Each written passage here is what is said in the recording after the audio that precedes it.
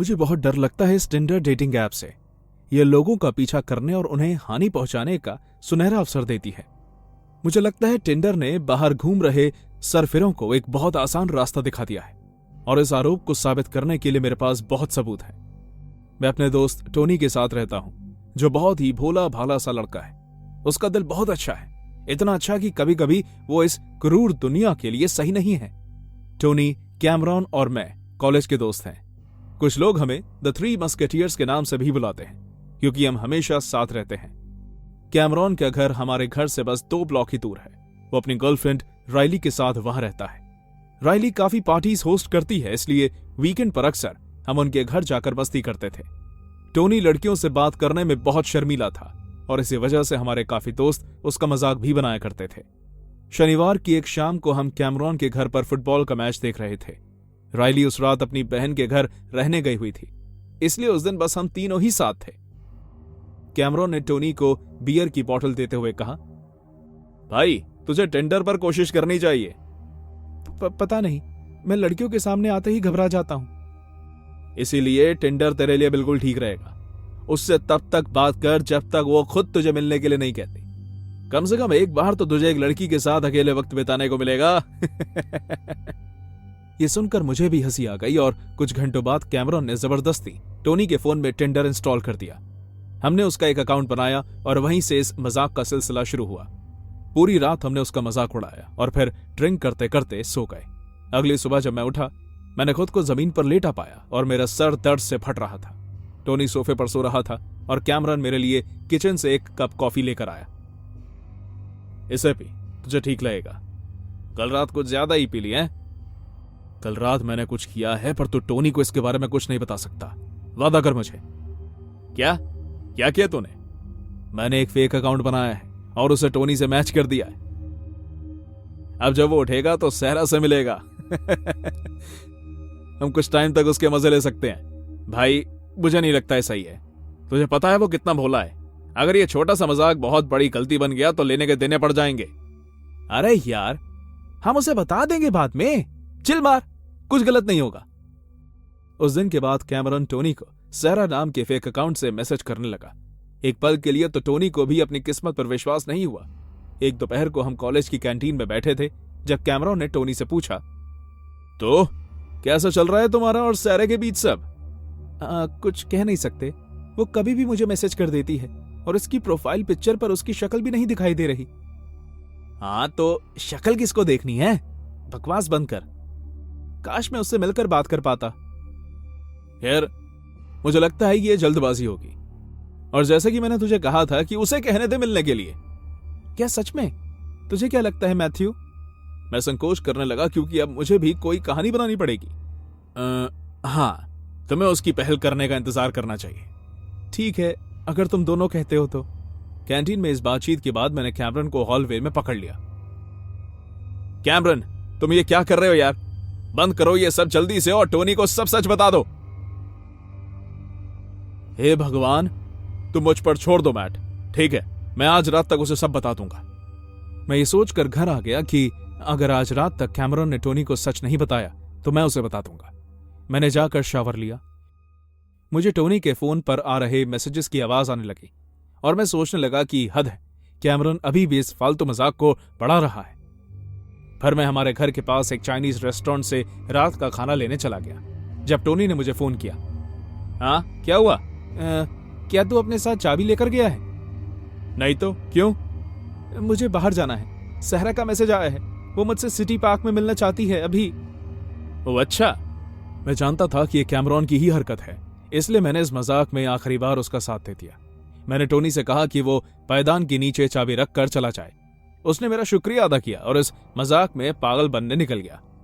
जैसे ही मैंने टोनी से बात खत्म की, मैंने कैमरॉन को आखिरी बार धमकी देने के लिए फोन मिलाया, पर उसने मेरा फोन नहीं उठाया। ये सोचकर कि शायद वो मेरे फोन को अनदेखा कर रहा है, मैंने उसकी गर्लफ्रेंड राइली को फोन कर दिया। जैसे ही उसने फोन उठाया, मैं खुद को काबू में नहीं रख सका। राइली, कैमरॉन को कहो कि वो बकवास हरकत करना बंद करे। उसने टोनी को सिटी पार्क जाने के लिए क्यों कहा है? इस घटिया मजाक को वो और कितनी देर तक खींचने वाला है? तुम क्या कह रहे हो? कैमरॉन ने ऐसा कुछ टोनी से नहीं कहा है। तुम नहीं जानती, उसने एक फेक टिंडर अकाउंट बनाया है टोनी से मजे लेने के लिए। उसने अभी टोनी को मैसेज किया है। तुम मेरी बात करवाओ उससे। नहीं, तुम समझ नहीं रहे हो। कैमरॉन टोनी को मैसेज नहीं कर सकता, बल्कि वो किसी को भी मैसेज नहीं कर सकता, क्योंकि घर आते वक्त उसका फोन चोरी हो गया है। किसी ने बस में उसका फोन चोरी कर लिया है, और ये इडियट अपने फोन में लॉक भी नहीं लगा कर रखता। वो पुलिस स्टेशन गए हैं अपने खोए हुए फोन की शिकायत दर्ज करवाने। उसके पास कोई तरीका ही नहीं है जिससे वो टोनी को मैसेज कर सके। एक मिनट, इसका मतलब है कि जिस आदमी ने उसका फोन चुराया उसने वो माय गॉड। मैंने राइली की बात खत्म भी नहीं होने दी और सिटी पार्क की ओर भागने लगा। 7:30 बज चुके थे और मैं अच्छी तरह जानता था कि अंधेरा होने के बाद वो पार्क कितना सुनसान हो जाता है। जिसने भी कैमरॉन का फोन चोरी किया था, अब वो टोनी को उस नकली टिंडर अकाउंट के जरिए फंसाना चाहता था। मैं बार बार टोनी को फोन मिलाने की कोशिश करने लगा और उसके फोन में वॉइस मेल लगा हुआ था। मैं भगवान से उसकी सुरक्षा के लिए प्रार्थना करने लगा। मैं इधर उधर देखे बिना अपने रास्ते में आ रहे लोगों को धक्का देते हुए पूरी तेजी से पार्क की ओर भाग रहा था। 7 मिनट के अंदर अंदर मैं पार्क के गेट तक पहुंच गया। आसपास कोई नहीं था। मैं उस सुनसान पार्क में टोनी को ढूंढने लगा। टोनी, टोनी, तुम कहां हो? मैं उसे आवाज लगाने लगा, पर पलटकर मुझे कोई आवाज नहीं आई। मैंने तकरीबन 1 मिनट ढूंढा होगा कि मुझे कुछ दूरी से आवाज आने लगी। मैं धीरे धीरे आगे बढ़ा और मैंने झाड़ियों के पीछे झांका। जो मैंने देखा उससे एक पल के लिए मेरी सांसें रुक गई।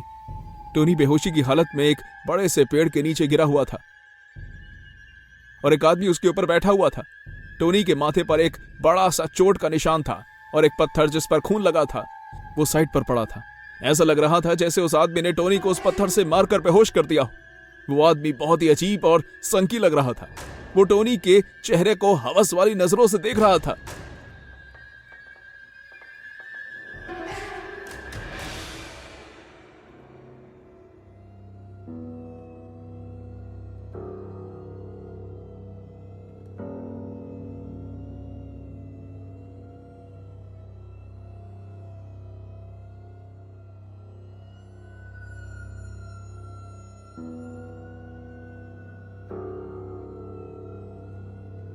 पहली नजर में मुझे ऐसा लगा कि शायद वो मेरे दोस्त को लूटना चाहता है, पर उसके बाद जो उसने करना शुरू किया उससे मुझे घिन आने लगी।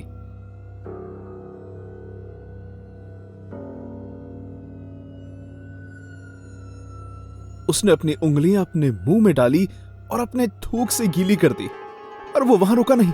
उसने अपने थूक वाली उंगलियां फिर मेरे बेहोश पड़े दोस्त के मुंह में डाली और मजे लेने लगा।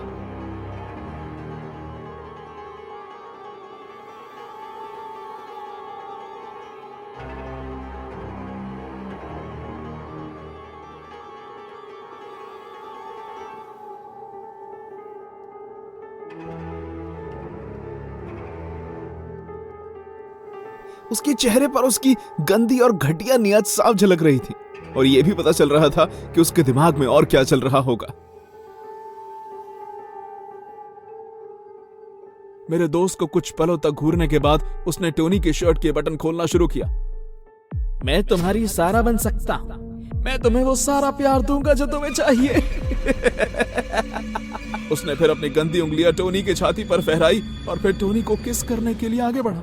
अब तक मैं इतना तो जान गया था कि इस आदमी के पास कोई हथियार नहीं है।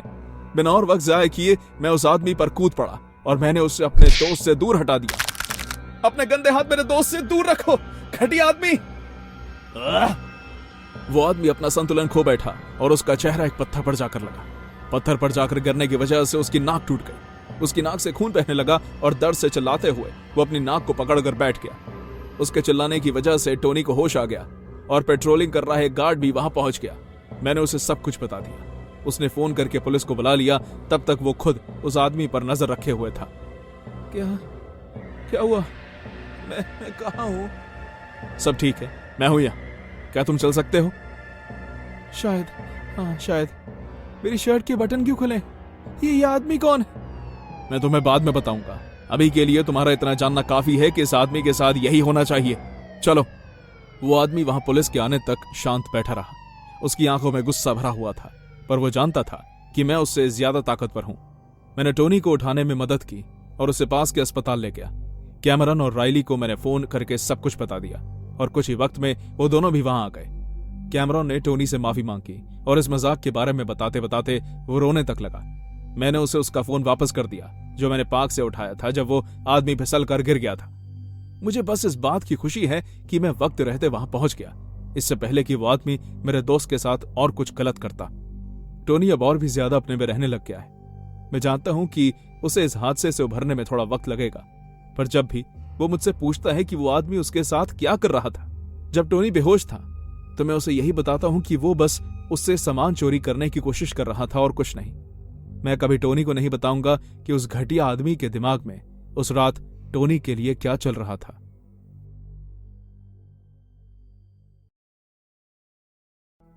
काफी रात हो चुकी थी जब मेरे फोन पर एक नोटिफिकेशन आई। मुझे विश्वास नहीं हुआ। मैं टिंडर पर एक बेहद खूबसूरत लड़की के साथ मैच हो गया था। वो 21 साल की सुनहरे बालों वाली लड़की थी। उसका नाम वैलेरी था। मैंने उस समय उसके बारे में ज्यादा नहीं सोचा, पर मुझे शुरुआत में ही समझ जाना चाहिए था कि कुछ गड़बड़ है। मैं दिखने में वैसा नहीं हूं जिससे कोई आकर्षित हो, या फिर कहूं कि टिंडर की बाकी लड़कों जैसा नहीं हूं। मैं एक साधारण दिखने वाला लड़का हूं। अगर मैं कभी किसी बार में जाऊं और वहां मेरी बात किसी लड़की से हो तो शायद मैं कह सकता हूं कि बात आगे बढ़ सकती है, पर इन डेटिंग एप्स पर सिर्फ दिखावे के अनुसार बात होती है।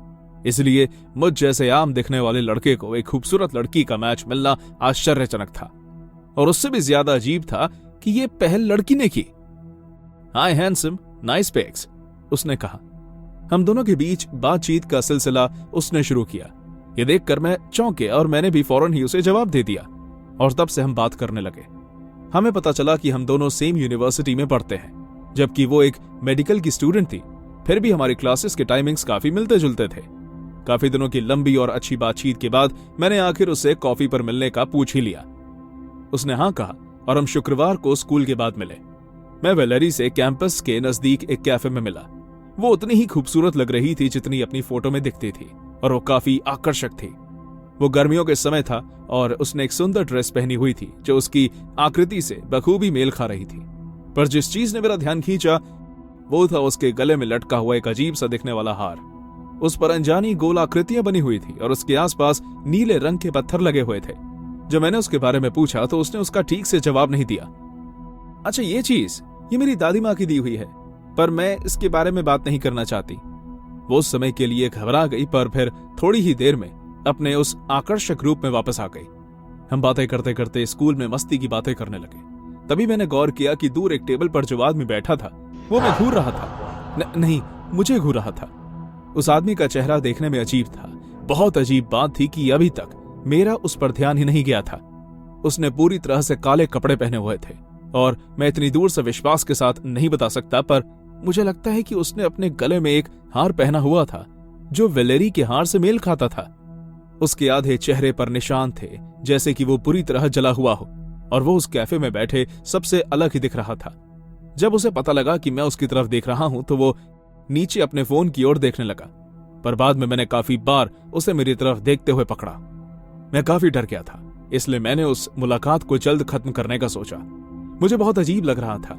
वैलेरी अच्छी थी, शायद काफी अच्छी थी, और यह आदमी बहुत ही डरावना। इसलिए मैंने कोई बहाना लगाया और वहां से निकल गया। कैफे से निकलने से पहले वैलेरी ने मुझे अपने इंस्टाग्राम की आईडी बताई और मुझे उसे फॉलो करने को कहा, तो मैंने कर लिया। घर जाते वक्त मैंने उसका अकाउंट खोला और देखने लगा। अगर मुझे पता ना होता कि वो एक मेडिकल स्टूडेंट है तो उसका अकाउंट देखकर मुझे लगता कि वो एक सुपर मॉडल है। उसने बहुत सारी पिक्चर्स डाली हुई थी और वो हर पिक्चर में लाजवाब लग रही थी। उस रात उसने मुझे मैसेज किया, हे, ये बहुत अजीब था जिस तरह तुम कैफे से चले गए। मैं आशा करती हूँ कि मैंने तुम्हें किसी बात से नाराज नहीं किया, राइट? मैंने जवाब दिया कि मैं ठीक हूँ। मुझे अजीब लग रहा था, इसलिए मैं वहां से निकल गया। मुझे उसके साथ बताया हुआ वक्त कमाल का लगा और मैं उससे दोबारा मिलना चाहूंगा। ये जानकर मुझे बहुत खुशी हुई, क्योंकि मैं जानती हूँ कि दूसरी डेट के लिए ये काफी जल्दी होगा। पर मेरी एक दोस्त का आज शो है, वो अपने बैंड के साथ परफॉर्म करने वाली है। मेरे पास एक एक्स्ट्रा टिकट भी है, तो क्या तुम मेरे साथ चलना चाहोगे? मैं मना नहीं कर पाया। मैंने हाँ कह दिया और तैयार होने लगा। मैं उस रात जब बाहर निकला तो मैंने अपने घर के बाहर कुछ अजीब देखा। एक काले रंग की एसयूवी, और जो आदमी उसमें बैठा था वो मुझे देख रहा था। मैं उस आदमी का चेहरा नहीं देख पाया, बहुत अंधेरा था, और जैसे ही उसे पता चला कि मैंने उसको देख लिया है, उसने अपनी गाड़ी का शीशा ऊपर कर लिया। मैं बस स्टॉप की तरफ चलने लगा। मैं पूरे विश्वास के साथ कह सकता हूं कि कोई मेरा पीछा कर रहा था। मैंने अपने पीछे से पैरों की आवाज अपनी ओर बढ़ती हुई सुनी। जैसे ही मैंने मुड़कर देखा वहां कोई नहीं था। मैंने अपने घर की तरफ देखा तो वो एसयूवी भी वहां नहीं खड़ी थी। मुझे इंजन के चालू होने की आवाज नहीं आई। मैंने खुद से कहा कि शायद मैंने कल्पना की हो। बस आ गई और मैं उस पर चढ़ गया और तब मैंने एहसास किया कि कुछ बहुत भयंकर होने वाला है। वैलेरी सामने खड़ी थी, बस के अंदर, दोनों तरफ की सीट्स के बीच। मैं उसे देखकर हैरान था। ये एक संजोग होना चाहिए, है ना? मैंने मुड़कर देखा। बस का ड्राइवर वही आदमी था जिसे मैंने कॉफी शॉप पर देखा था। उसका बदसूरत चेहरा और होंठों पर वो शैतानी हंसी मैं कभी नहीं भुला सकता। मैं बहुत खुश हूं कि तुम आए, वैलेरी ने कहा। उसके चेहरे पर भी वही मुस्कान थी। बस में और लोग भी थे, सबके सब आदमी। सबने काले रंग के कपड़े पहने थे और सभी के गले में वही हार था जैसे वैलेरी के गले में था। अचानक मुझे वहां से भागने कूदने की इच्छा हुई, पर तब तक बस चल चुकी थी और कोई मेरे पीछे खड़ा था। उन आदमियों ने मुझे कसकर पकड़ लिया और वैलेरी हाथ में इंजेक्शन लिए मेरी ओर बढ़ने लगी। उसने उस सुई को मेरे ऊपर घोंपा और मेरी आंखों के आगे अंधेरा छा गया। मेरी आंख एक अंधेरे कमरे में खुली। कुछ लोग दूरी पर खड़े अजीब भाषा में प्रार्थना कर रहे थे। उस कमरे की दीवारें लकड़ी से बनी थी और उन पर वही आकृति थी जो सबके पहने हुए हार पर भी बनी हुई थी। अब तक मुझे ये बात तो समझ आ गई थी कि मुझे एक समूह ने अगवा कर लिया है और मुझे यहां से निकलना होगा। दरवाजा खुलने की आहट हुई। वो वैलेरी थी। उसने गाढ़े रंग का चोगा पहना हुआ था। उसके बाल लाल रंग में रंगे हुए थे। वो खून से गीले थे। उसके हाथ में एक चाकू भी था जिस पर खून लगा हुआ था, जैसे कि अभी उसने किसी का खून किया हो। मेरी मां तुम्हारे लिए जल्द ही तैयार हो जाएंगी, उसने कहा और दरवाजे को जोर से बंद करके सब वहां से चले गए। मैं डर से कांप रहा था, लेकिन मैं नहीं चाहता था कि मैं यहां एक साइको के हाथों मारा जाऊं। मैंने उस कमरे का ठीक से मुआयना किया। उस कमरे में कोई खिड़की नहीं थी और वो पूरी तरह खाली था। उस कमरे से निकलने और अंदर आने का एक ही जरिया था, वो दरवाजा जो बाहर से बंद था। मैं दीवारों पर लगी लकड़ी की छानबीन करने लगा। बहुत ही लकड़ियां सीधे सीधे लगी हुई थी। मैं उनकी छानबीन तब तक करता रहा जब तक मुझे लगा कि उनमें से एक कमजोर है। मैंने उसे आराम से खींचना शुरू किया और आखिर में उसे थोड़ा सा हटाने में सफल हुआ। मैंने देखा कि उसके पीछे की दीवार खोखली है और वो जगह मेरे लिए काफी थी क्योंकि मैं बहुत पतला था। मैं बिना उस लकड़ी को निकाले दीवार के उस हिस्से में घुस गया और अंदर जाकर वापस से उस लकड़ी को खिसकाकर उसकी जगह पर लगा दिया। तकरीबन 20 मिनट बाद दरवाजा खुलने की आवाज आई और एक आदमी चिल्लाया, कहां है वो? वैलेरी भी उस आदमी के साथ थी। वो यही था, कसम से, उसने कहा। सब फैल जाओ और ढूंढो उसे। मदर बहुत नाराज होंगी अगर हमने उसे जाने दिया, उस आदमी ने कहा और जल्दी उस कमरे को खाली कर सब वहां से चले गए। पर मैंने दरवाजा बंद होने की आवाज नहीं सुनी। मैंने 1 मिनट का इंतजार किया और फिर उस दीवार से बाहर निकल आया। मुझे पता लगा कि दरवाजा खुला है और मैं लोगों का आना जाना भी देख सकता था। मैं कमरे से बाहर निकला और मैंने देखा कि नीचे भी एक दरवाजा खुला है। मैं बगल के एक कमरे में गया और वो एक तरह का स्टोर रूम था। वहां कुछ चोगे और किताबें पड़ी थी। मैंने एक चोगा पहन लिया और उनके बीच एक बहरूपिया बन गया। मैंने देखा वहां कुछ चाकू और बाकी औजार पड़े थे जिन्हें मैं अपने बचाव के लिए इस्तेमाल कर सकता था, इसलिए मैंने एक छोटा ब्लेड वहां से उठा लिया। मैंने आज तक कभी किसी को हानि नहीं पहुंचाई, पर मैंने तय कर लिया कि मुझे यहां से निकलना ही है। मैं वहां से बाहर निकला। मैंने एक चाकू उस चोगे की बाजू के नीचे छुपा लिया। वो घर के पुराने महल के जैसा लग रहा था, जैसे हम किसी डरावनी फिल्म में देखते हैं, और आसपास इतनी भगदड़ मची हुई थी कि किसी का भी मुझ पर ध्यान नहीं गया। वहां बहुत से लोग ऊपर नीचे मुझे ढूंढ रहे थे। मैंने भी उन्हीं की तरह बर्ताव करना शुरू किया, अपने चेहरे को नीचे छुपाते हुए और हाथ में रखे चाकू को कस के पकड़ते हुए मैं तेजी से चलने लगा। मैं उस लंबी सीढ़ियों से नीचे जाने लगा। घर का मुख्य दरवाजा मेरे सामने खुला था। मैं यहां से बाहर निकलने ही वाला था कि मैंने पीछे से चिल्लाने की आवाज सुनी। ये वही थी। मैंने पीछे मुड़कर देखा तो वो एक बूढ़ी औरत थी जो वैलेरी के पीछे खड़ी थी। शायद वही थी, द मदर। मैं वहां और नहीं रुक सकता था। मैं दरवाजे की ओर भागा और बाहर निकल गया। उस समूह के सभी लोग मेरा पीछा करने लगे। मैंने देखा कि बाहर बहुत महंगी महंगी गाड़ियां खड़ी थी। उनमें से कुछ यूरोप की थी। ये जो भी लोग हैं बहुत पैसे वाले थे। एक आदमी एक स्पोर्ट्स कार के पास खड़ा सिगरेट पी रहा था। उस गाड़ी का दरवाजा खुला हुआ था, इसलिए मैंने उसे चाकू की मदद से धमकाया जब तक उसने मुझे उस गाड़ी की चाबी नहीं दी। मैं गाड़ी में बैठा और उस घर के मेन गेट को तोड़ता हुआ वहां से निकल गया। उन लोगों ने भी अपनी गाड़ियों में मेरा पीछा करना शुरू किया, पर मैं उनसे काफी आगे निकल गया था। इस सब के बाद मैं उस जगह से निकलकर बहुत दूर कुछ समय के लिए अपने परिवार के साथ रहने चला गया। मैं पुलिस के पास भी गया। उन्होंने बताया कि जब उन्होंने उस जगह की छानबीन की तो उन्हें ऐसा लगा जैसे बहुत सालों से वहां कोई गया ही नहीं। मैंने उनसे कहा कि ऐसा नहीं हो सकता, वो घर लोगों से भरा हुआ था, पर उन्होंने मुझे विश्वास दिलाया कि वहां कुछ गलत नहीं था। उस दिन से मुझे हमेशा डर लगा रहता है कि कोई मेरा पीछा तो नहीं कर रहा, क्योंकि मैं जानता हूं कि वो लोग अभी भी खुलेआम घूम रहे हैं। पर एक बात तो तय है कि मैं अब कभी भी इन ऐप्स का इस्तेमाल नहीं करूंगा। ये चौंका देने वाली कहानी एक लड़की की है जो अपने जन्मदिन से एक दिन पहले गायब हो गई थी। उसका नाम ग्रेस मिलान था। ग्रेस विकफोर्ड एसेक्स की रहने वाली थी। लिंकन यूनिवर्सिटी एडवर्टाइजिंग और मार्केटिंग में बैचलर्स डिग्री पाने के बाद वो एक बैकपैकिंग टूर पर निकल गई। वो उस यात्रा का बहुत समय से इंतजार कर रही थी, इसलिए इस यात्रा के लिए उसके अंदर बहुत उत्साह था। 6 हफ्तों तक साउथ अमेरिका में रहने के बाद वो 2 हफ्ते न्यूजीलैंड में रही। वो 22 साल की होने वाली थी और इस बात से बहुत खुश थी। उसने कुछ समय अपर नॉर्थ आइलैंड में बिताया और फिर 30 नवंबर को ऑकलैंड आ गई। अपने अकेले यात्रा पर होने और रोमांच को ध्यान में रखते हुए उसने उस जगह को अपने तरीके से जानने का फैसला किया। वो अपनी जिंदगी का बेहतरीन वक्त बिता रही थी जब तक उसे जेसी शेन केम्सन नाम का आदमी टिंडर पर नहीं मिला। केम्सन ने फौरन ग्रेस को मिलने के लिए कहा और वो हैरान थी ये देखकर कि केम्सन उसे कितना मना रहा है। 27 साल के केम्सन ने उस डेटिंग ऐप पर ग्रेस को मैसेज किया।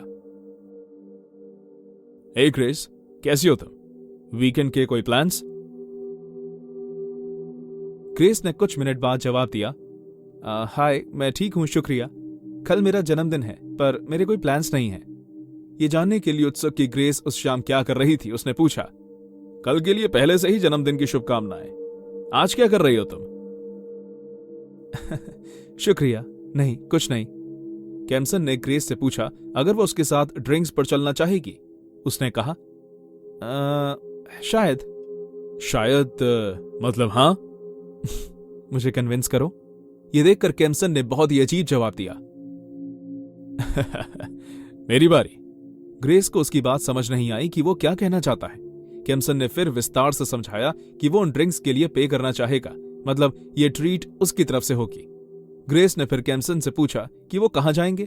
केम्सन ने कहा कि वो एक बहुत ही अच्छी मैक्सिकन जगह जानता है जो स्काई सिटी के पास है और वहां काफी अच्छी ड्रिंक्स भी मिलती हैं। ग्रेस को मैक्सिकन खाना ज्यादा पसंद नहीं था, इसलिए उसने कहा, ठीक है, मैक्सिकन खाने के लिए नहीं पर ड्रिंक्स के लिए शायद। उसी के बाद केम्सन ने और भी ज्यादा जोर देने लगा। उसने कहा, ठीक है, वहां ऊपर और भी ऐसी जगह हैं जहां अच्छी ड्रिंक्स मिलती हैं, तो क्यों ना हम स्काई सिटी में मिलें? मिलने के लिए इतना मनाने के इस व्यवहार को देखकर ग्रेस ने आराम से कहा, पर मैंने अभी तक हाँ नहीं कहा है। केम्सन फिर मिलने के लिए जोर देता रहा, ये कहकर कि तुमने ना भी नहीं कहा, तो मुझे क्या करना होगा तुमसे हाँ कहलवाने के लिए? ये जानकर कि उसका मिलने के लिए यूं दबाव डालना इस डेट को खराब कर सकता है, इसलिए केम्सन ने सोचा कि क्यों ना उसे जन्मदिन से पहले कुछ वक्त एक दूसरे को जानने में लगाया जाए। ग्रेस ने केम्सन को बताया कि वो आम कपड़े ही अपने साथ लाई है, जिस पर केम्सन ने कहा, कोई परेशानी नहीं। तकरीबन 3 बजे ग्रेस ने केम्सन से मिलने के लिए हाँ कह दी और उसे खुद को फेसबुक पर ऐड करने को कहा। केम्सन को वो मिल गया जो उसे चाहिए था, लेकिन ग्रेस नहीं जानती थी कि उसके जन्मदिन से एक रात पहले एक भयानक सपना उसका इंतजार कर रहा था। वो नहीं जानती थी कि 8 महीने पहले केम्सन ने एक और ब्रिटिश टूरिस्ट का बलात्कार किया था। इस सीसीटीवी फुटेज में केम्सन को ग्रेस का इंतजार करते हुए देखा जा सकता है। ग्रेस आखिर उससे मिलती है और वो दोनों मॉल जाते हैं, वहां से एक पब, और फिर इस फुटेज की आखिरी कुछ सेकंड्स में दोनों को एक होटल में घुसते हुए देखा जा सकता है, जहां से वो केम्सन के कमरे तक जा रहे हैं। और यह आखिरी बार था जब ग्रेस को जिंदा देखा गया था। उसके बाद जो हुआ उसे विचित्र, चौंका देने वाला और भयानक ही कहा जा सकता है। ग्रेस के पेरेंट्स को चिंता होने लगी जब उसने उनके द्वारा 2 दिसंबर 2018 को भेजे गए जन्मदिन का संदेश का जवाब नहीं दिया। अपने घर से दूर ग्रेस, जो अपना 22वां जन्मदिन मनाने वाली थी, अपनी मर्जी से उसके होटल के कमरे में गई थी। जब वो उस लिफ्ट में दाखिल हुई तब तक वो अपने समय को खुशी से मनाते हुए दिखाई दे रही थी। कई घंटों पहले इस टिंडर डेट के समय उसने अपनी एक सहेली को मैसेज करके बताया था कि उसे केम्सन काफी सही लगा। यह उसकी अपने परिवार और दोस्तों के साथ हुई आखिरी बात थी, जो ब्रिटेन में उसका इंतजार कर रहे थे और उससे बहुत प्यार करते थे। इस एक बात से पुलिस को केम्सन के बारे में पता चला। 9:30 बजे के बाद फुटेज में उन दोनों का वहां से निकलना और सिटी लाइफ होटल की लॉबी में आना साफ दिख रहा है। वहां उन्होंने लिफ्ट ली। कातिल अपने की कार्ड के लिए लड़खड़ाता हुआ दिखाई दिया और वो कमरे नंबर 308 की तरफ जा रहे थे। उस कमरे में फिर क्या हुआ इसका अनुमान लगाना मुश्किल नहीं है। एक साइकोपैथ और घटिया सोच वाला आदमी होने के नाते केम्सन ने पहले उसका बलात्कार किया और फिर गला घोटकर उसकी हत्या कर दी। केम्सन ने ग्रेस की लाश की 7 ऐसी तस्वीरें ली जो बयान नहीं की जा सकती, जिनमें से कुछ पास की ली हुई तस्वीरें भी थी। उस दिन सुबह जब ग्रेस की लाश उसके पास कमरे में 308 में पड़ी थी, तभी केम्सन टिंडर पर एक दूसरी लड़की से बात कर रहा था ताकि उस दिन के लिए उसे कोई डेट मिल जाए। कुछ देर बाद वो फिर सीसीटीवी कैमरे में दिखाई दिया, जहां वो एक दुकान से सूटकेस ले रहा था और यहां पर उस कातिल ने और भी भयानक रूप ले लिया था। केम्सन ने एक सूटकेस लिया ताकि वो ग्रेस की बॉडी को उसमें डाल सके और बाद में उसे ठिकाने लगा सके। सीसीटीवी से मिली फुटेज किसी की भी रूह को कपाने के लिए काफी है। केम्सन बहुत ही आराम से उसे ले जाता हुआ दिखाई दे रहा है। लोगों को कोई अनुमान नहीं है कि इस सूटकेस में एक प्यारी सी मासूम लड़की की लाश है, जिसे उसके जन्मदिन की रात से पहले ही मार दिया गया है। फुटेज में देखा जा सकता है कि वो अपने कमरे से एक दुकान में जाता है, जहां से वो ठीक पहले जैसा दिखने वाला सूटकेस लेता है और फिर सुपरमार्केट से सफाई करने का कुछ सामान लेता है और उसके बाद वो गाड़ी किराए पर लेने के लिए एक ऑफिस में जाता है। वहां से वो एक लाल रंग की टोयोटा गाड़ी किराए पर लेता है। ग्रेस की लाश अब भी उसके होटल के कमरे में पड़ी थी। उसी दोपहर वो एक और लड़की से एक बार में मिलने जाता है, जिससे वो आज सुबह टिंडर पर बातें कर रहा था। इन सब के बीच पुलिस ने जब सारी सीसीटीवी फुटेज देखी तो वो समझ गए कि ग्रेस के गायब होने के पीछे केम्सन का ही हाथ था। हालांकि उसने अपने पहले इंटरव्यू में झूठ बोला, पर जब उसे दूसरी बार पूछताछ की गई तो उसके पास अपने गुनाह को कबूल करने के अलावा कोई रास्ता नहीं था। उसने मान लिया कि उसने ग्रेस की हत्या की थी। उसने बताया कि उसने गला दबाकर ग्रेस को मार डाला और उसे इस बात का कोई गम नहीं है। कानून ने उसे मुजरिम करार दिया। कार्रवाई के वक्त कानून ने उसे एक सोशियोपैथ करार दिया, जिसने कुछ महिलाओं से मिलकर ये बात करके उन्हें बहुत असुविधाजनक महसूस करवाया। बाद में यह भी पता चला कि ग्रेस के मिलने से 8 महीने पहले वो एक ब्रिटिश टूरिस्ट को ऑकलैंड के किसी होटल के कमरे में लेकर आया था। जब 21 साल की उस लड़की ने केम्सन के साथ संबंध बनाने से मना कर दिया तो केम्सन ने उसका बलात्कार किया। वो तब तक चुप रही जब तक उसने मीडिया में केम्सन के द्वारा की गई इस हत्या की वजह से हुई गिरफ्तारी के बारे में नहीं देखा। काफी महीनों तक केम्सन की पहचान को न्यूजीलैंड की पुलिस ने गुप्त रखा, पर अंत में उसे हटा दिया गया जब उस पर ग्रेस की हत्या का जुर्म कोर्ट में साबित हो गया। 11 साल की अन्य 2 सजाओं के साथ साथ उसे 17 साल की जेल की सजा सुनाई गई।